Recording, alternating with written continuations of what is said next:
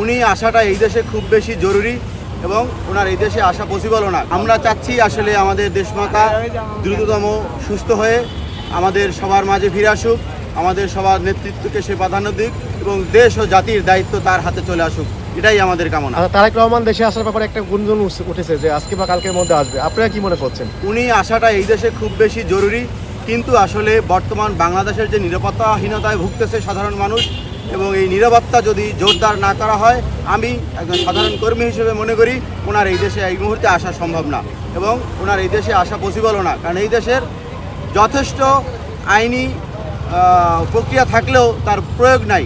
অতএব এই দেশে তারেক রহমান আমাদের দেশনেতা, সেই মুহূর্তে আসা ঠিক না, কারণ এই দেশের আইনি প্রক্রিয়া ঠিক নাই, এদেশে অনেক জটিলতা রয়েছে। আমরা দোয়া করতেছি।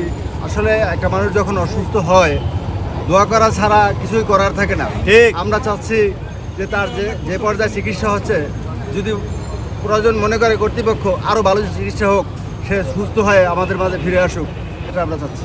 এবং তারেক রহমানের ব্যাপারে আপনাদের সিদ্ধান্তটা কি আসলে? তারেক রহমান সাহেব এদেশের একজন সর্বময় জনসাধারণের একজন নেতা। সে তার নেতৃত্ব একান্ত প্রয়োজন, কিন্তু কোনো পার্সোনালিটি থাকতে পারে।